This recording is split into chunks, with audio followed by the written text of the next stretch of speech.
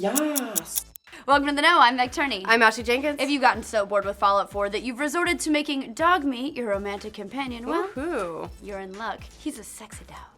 Fallout 4 has DLC coming. Don't abuse dogs! The DLC does not, unfortunately, involve romantic dinners with dog meat. Sorry. But Bethesda did reveal some interesting details about what we can expect from the game in 2016, and not all of them are pleasant, as in it's going to cost you more money than Bethesda originally said. I'm intrigued by this development you've conveniently foreshadowed, Ashley. Since Fallout 4's release, fans have been clamoring for more content, not that there wasn't already plenty to do in the first place, but when you've got players mapping all of the world's ocean for secrets, they've clearly run out of stuff to do. Fortunately, today's announcement seems to indicate that many more hours of gameplay are coming, and is anyone really surprised by that? I mean, come on, we're talking about Bethesda here. They specialize in destroying your free time. And your relationships, and everything you care about. 3 new DLC packs are coming to Fallout 4 this spring. Automatron in March, Wasteland Workshop in April, and Far Harbor in May, costing $10, $5, and $25 respectively. First up, Automatron, which introduces robots to the Commonwealth. This DLC places you in a fight against an evil horde of automatons created by the mysterious Mechanist. The announcement also makes mention of a devious robo-brain, so anybody who's been wanting to fight that hideous huge spider brain from that thing from Doom, the thing I was referencing, might have some nostalgic robot killing ahead of them in the near future. In terms of mechanic updates, totally not a pun, I swear, just kidding, it is. Automatron is also going to introduce robot building to Fallout 4, so it seems like you'll be able to turn the Mechanist's evil devices against him.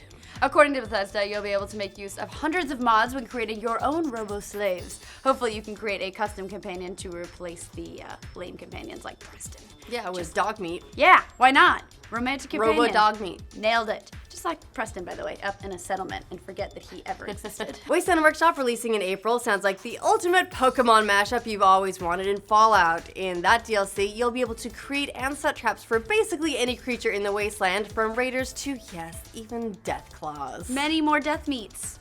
Just kidding. Day 1 purchase, please. After you've captured the creatures, you'll be able to tame them and even use them to fight against each other in ultimate radiated mutant cockfights. Of course you will. Yes. What else would you do with them? Exactly. The update also includes taxidermy for, all you potential serial killers out there. It's like they've seen into my dreams. Gross. No word on whether there's going to be any new missions associated with this update, but at $5, probably just going to be the addition of the Pokemon Simulator. Still, it would be nice to get some missions out of it too. Absolutely. Last up is Far Harbor, which is by far the biggest and most content-rich of the upcoming DLC plans. Priced at $25, That's expansion cost. It has a big cost. Far Harbor reportedly includes the largest landmass for DLC that Bethesda has ever shipped. So that would include any DLC for Elder Scrolls and previous Fallout games. Which is impressive when you think of the Shivering Isles. Absolutely. The DLC follows a new case from Valentine's Detective Agency and will take you to a mysterious island off the coast of Maine for brand new quests, settlements, creatures, dungeons, and new high-level loot. Sold! Mostly for the sweet loot. Yes, but wait, there's more! And maybe not the good kind of more.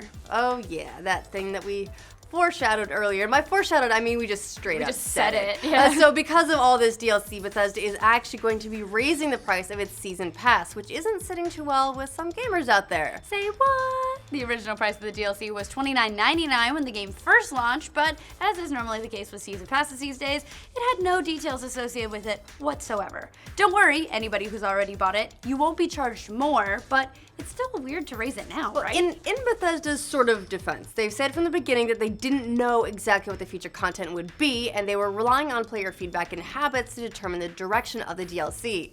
Because of that, the scope of the new DLCs changed, which necessitates, according to them, higher price. People cost money. That's true. I guess that seems reasonable enough. So, what is it? Just a few dollars more? No, it's actually about $20 more, so it's a total of $50, almost double the original price of the season pass. So that is quite a jump. Bethesda claims that with the rest of the content they'll be offering in 2016, this is just the beginning, supposedly. You'll actually be getting more than $60 of content for that $50. But hey, if you go ahead and get the season pass now, you can still get it for the original price of $29.99.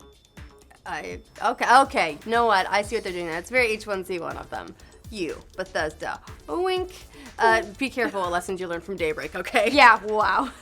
Steer clear of that whole shitstorm, really. Question: is this the first for a game to raise the price of the season pass or DLC after the fact? Well, ambivalent answer, not really. Dying Light did the exact same thing with its expansion last year. Seems to have worked for them, and now we've got a really weird precedent. And if there's more DLC or other unplanned content coming through the rest of 2016 for Fallout 4, what's to stop Bethesda from continuing to raise the price of the season pass retroactively when any of that grows in scope? You better get it now, buddy. The currently announced DLC adds up to $40, so that is less than the new price of the season pass, which is $50 if you don't remember. They're basically charging you $10 to fund future content that doesn't seem to be planned just yet. Okay. On the flip side of that argument, could this just be the unfortunate side effect of waiting to start DLC until after the game is released? I mean, there's so many times when game developers are accused of charging for DLC, which is already inside the game, or charging for content that was supposed to be in the game but got shifted to post-release because they just cut it out. We yell about it on the patch often. Bethesda went a different route here, trying to be open with the players as they did so, as they created this content. But once they started really planning things out, it seems like they realized it wasn't going to be feasible to charge just $30 anymore. It's a tough decision to make. You either lose money on the DLC development, or do you raise the price of the season pass? I mean, the happy medium seems to be allowing players to get in for the original price for a limited time. Or maybe that was the plan all along, and those shicey developers are nickel and diming us yet again. Well, these are the same people that ship arguably unfinished games for full price. I'm just saying. I love Bethesda, but there were some technical issues at launch. I'm not even touching that statement. Regardless of their intentions or whatever conspiracy theories are floating around, it doesn't exactly give you confidence in how they're managing all this stuff, especially if they outmatch their scope by such a huge margin. Unfortunately, this seems like the trade-off with more open communication with developers. Sometimes plans change, and with those plans, the dollars they're asking you to pay. And